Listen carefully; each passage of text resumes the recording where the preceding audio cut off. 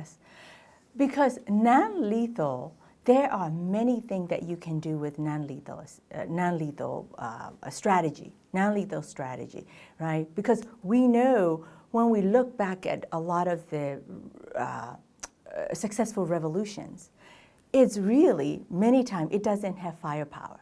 What we found was defection,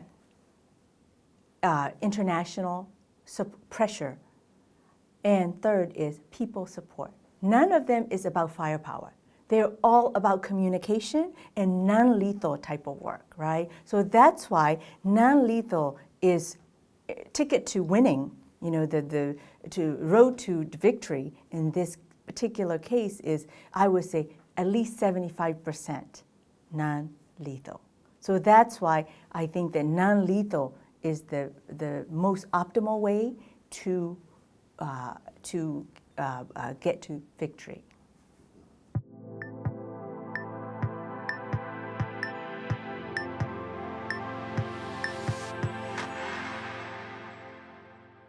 It could be something like communication, right? Because the communication is needed to make sure people understand the revolution vision, mission, and goals, where they are going to go, right?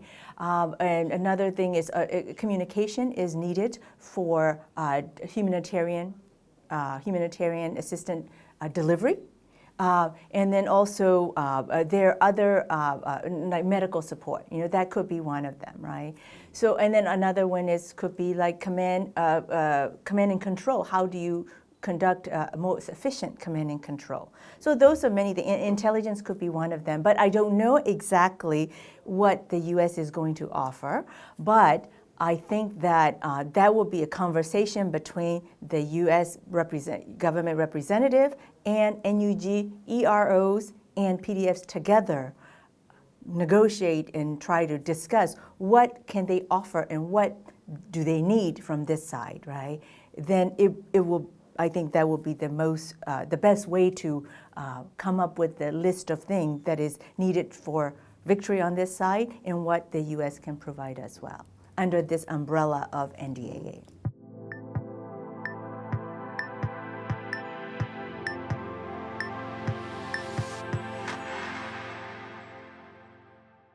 I want to go back to the three, you know, that defection, international pressure, and people support, right?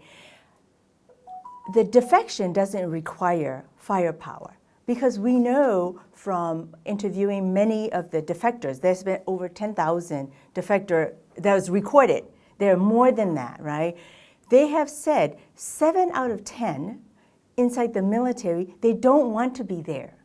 They don't want to be there. So that could be assistance from that could be the technical assistant relating to defection. How do you make the defection more, you know, as a viable strategy? Right? So that is one example, right? And then international pressure. International pressure has deprived the military of income, many income sources, right? They try to get around it and it keeps on getting cut. So, for example, the air strikes that they conduct, every sortie it costs the Myanmar, the military between 200,000 to 300,000 US dollars, right? If you don't have the money anymore, you can't run those, right? So there are many things that you can do that is non-lethal that disrupt the military ability to conduct military operations. And even the latest thing, right, with the TNLA, they lost. They have a lot of KIAs killed in action during that battle, right? So on the ground, they're already losing with what the people have, right? And that's why they have to use this very expensive air strikes. And air striking to what? Villages that are unprotected. These are population, right? But the only thing is that strike further enforced the people's commitment to reject the military. So, and then, you know, so I've talked about military strategy from the very beginning is wrong. You know, it was the political problem. They tried to solve it with use the military solution. But it's at the end, it's still the political problem. The people, you know, they want to control the people, and people refuse to let them control them, right? So that's why they have never been able to accomplish and finalize consolidate their coup, right? So for me, it's not about firepower. It's about people power. It's about communication power. It's about international power, right?